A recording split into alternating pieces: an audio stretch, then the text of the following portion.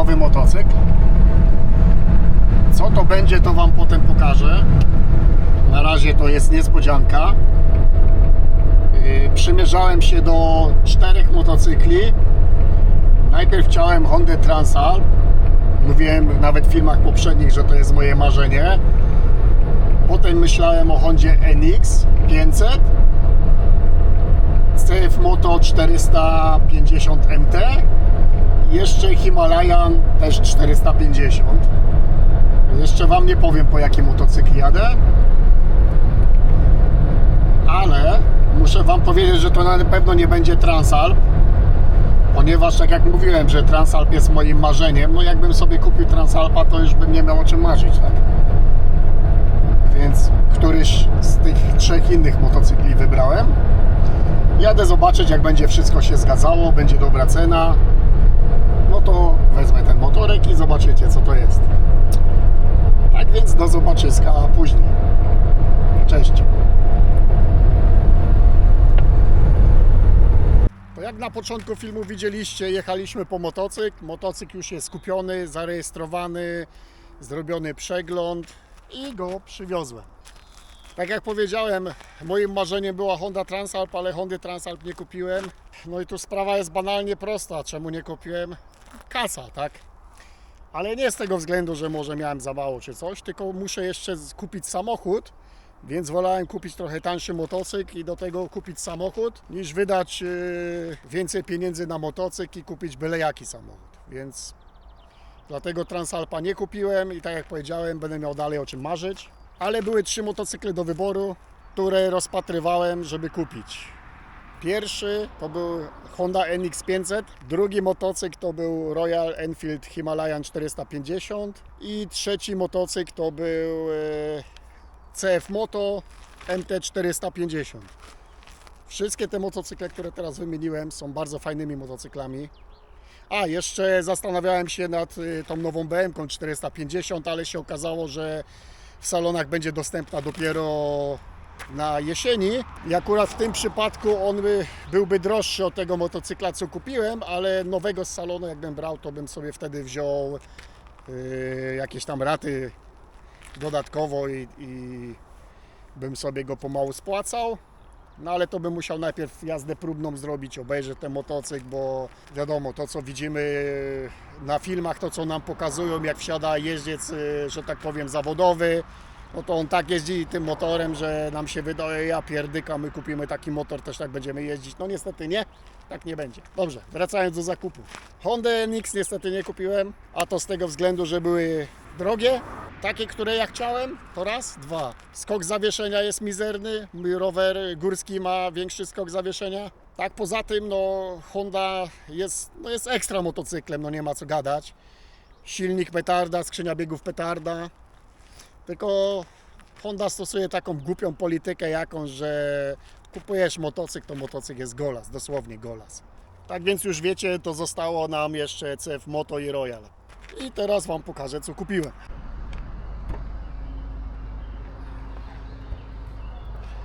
Idziemy zobaczyć, co kupiłem. Patrzcie teraz.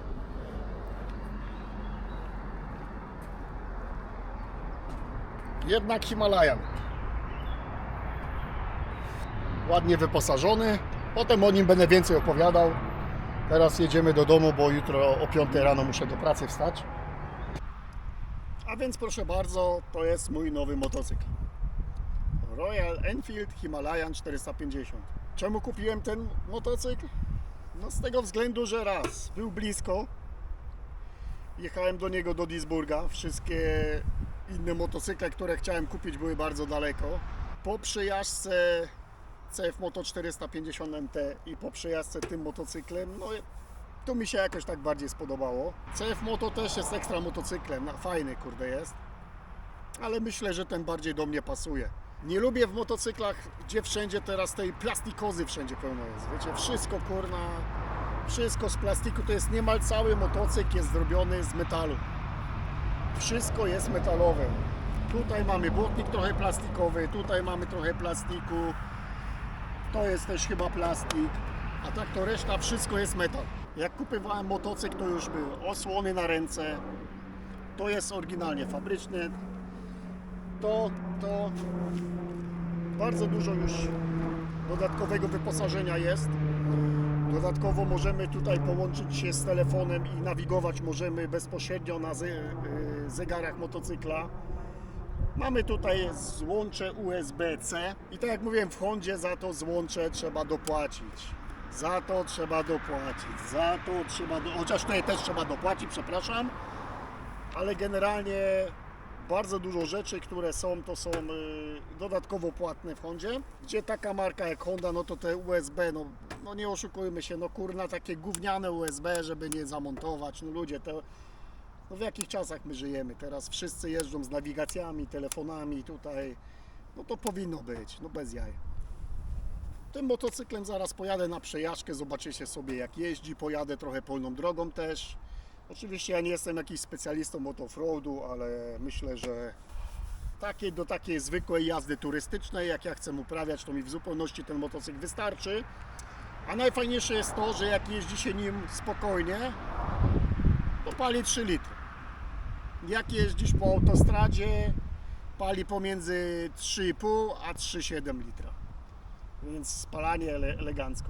Fajne też jest to, że mamy centralną stopkę, więc jeśli byśmy chcieli sobie nasmarować łańcuch, naciągnąć łańcuch, jest o wiele prościej.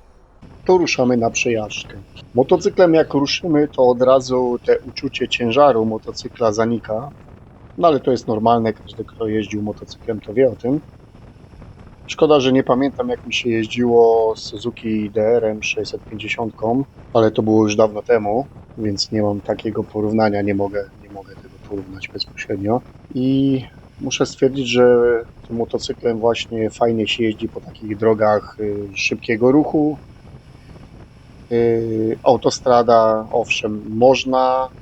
Ja należę do ludzi, którzy jeździli 125, długie trasy, więc dla mnie to nie problem. Jak ja słucham ludzi, którzy uważają, że tam trzeba mieć motocykl z pojemnością powyżej 1 litra, czy tam około 100 koni, żeby można było jechać turystycznie, no to są totalnie bzdury, bo potem ja takich ludzi wyprzedzam jadąc 120 swoim autem, bo jadą tymi motocyklami z wielkimi pojemnościami i jadą 110 na godzinę, żeby paliwo oszczędzać chyba.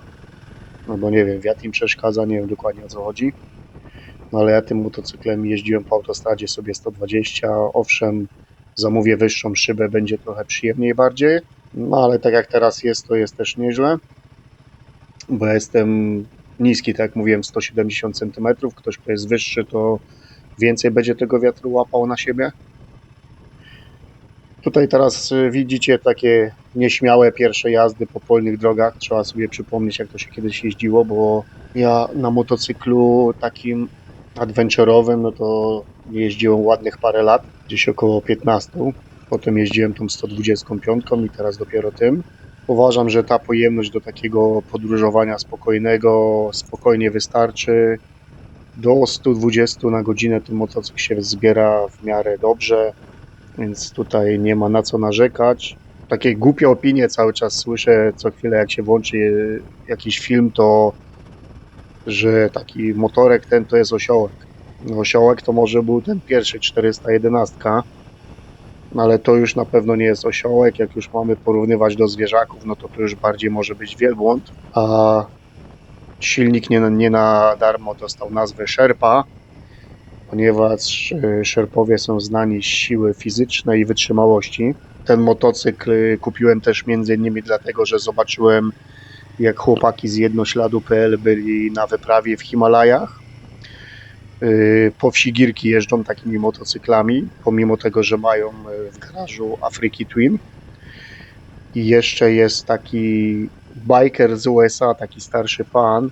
Dodam jego film pod moim filmem, żebyście mogli sobie wejść. Zrobił już ponad 100 000 kilometrów tym motocyklem i jest zadowolony. No ale myślę, że gdyby to były złe motocykle, no to by sobie wybrali inne. Więc mi się wydaje, że to jest bardzo dobry motocykl do takiego spokojnego podróżowania. Jeśli ktoś chce się ścigać, no to musi sobie kupić inny motocykl.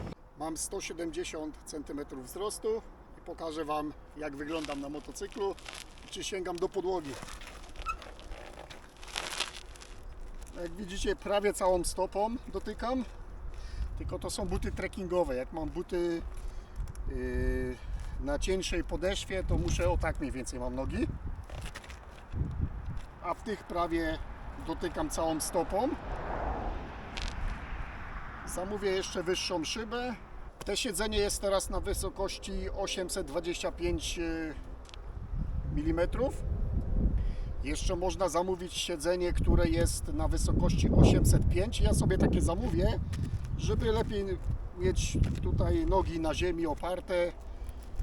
To się przydaje szczególnie jak się jeździ w terenie, gdzie czasami jest tak, że się stanie i jest ciut dalej do ziemi, ponieważ na przykład tutaj jest dołek. Wtedy można się bardzo zdziwić. Motocykl fajnie zawieszony jest. Zawieszenie jest nieregulowane z przodu. Z tyłu można tam co nieco poregulować.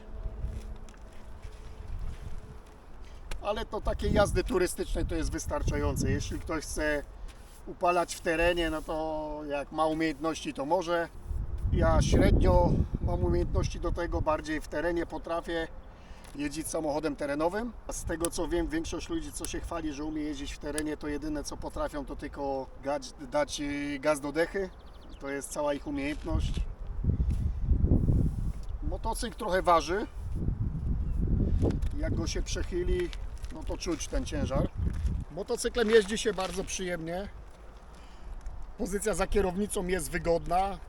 Poprzedni właściciel tutaj dał podpórki, kierownica jest wyżej o około 1,5 cm, myślę. Teoretycznie tego ja bym nie potrzebował, ale nie chce mi się tego odkręcać. Już tak się przyzwyczaiłem, więc jest fajnie. Motocykl kupiłem już z tymi ochraniaczami na ręce. Niektórzy narzekają, że motocykl wibruje. No to jak wam w dupkę wibruje, to kupcie sobie rower. Rower nie wibruje. Najlepiej elektryczny jeszcze. Kupujecie motocykl jednocylindrowy, no i czego się spodziewacie, tak? Że to będzie chodziło jak Mercedes? No nie.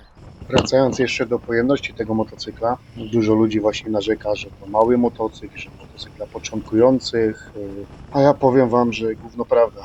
Motocykl dla początkujących, że się nie nadaje, że ma pojemność. 30 lat temu ludzie motocyklami o pojemności 250, 350 cały świat zwiedzali, więc da się na tym jeździć. Z doświadczenia mojego osobistego powiem wam, że mój wujek zwiedził całą Europę motocyklem 250, a dokładnie MZ-ką. I zjeździł tym motocyklem dosłownie całą Europę. Więc tutaj nie jest ważna pojemność, tylko ważne jest to, czy jesteście na tyle twardzi czy miękcy, żeby wziąć i tą trasę zrobić, tak? Bo po co wam pojemność duża, po co wam prędkość, gdzie w większości krajów w Europie możesz jechać na przykład na maksa 140 na godzinę według przepisów. Wiadomo, czasem tam sobie ktoś przyciśnie więcej, no ale są kraje takie na przykład jak Norwegia, gdzie to przyciśnięcie może was sporo kosztować, więc taki motocykl myślę, że jest wystarczający, tym bardziej, że z tego co zauważyłem, to w Polsce chyba teraz jest łatwiej stracić prawo jazdy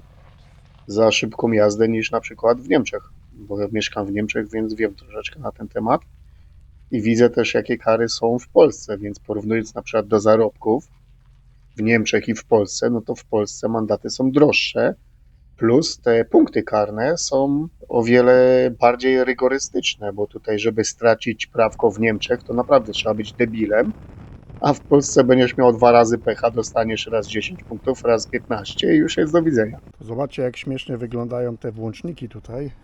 Ja to się śmieję, że to są włączniki od kuchenki gazowej. Oni wzięli... O. I tutaj... Odpalamy.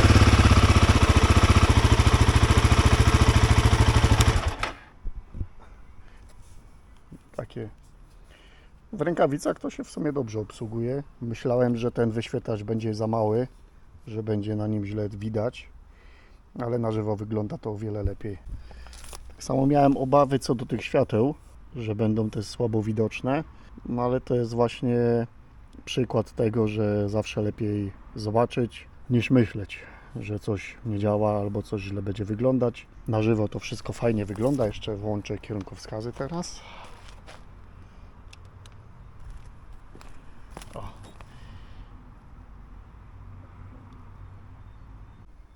Światło awaryjne.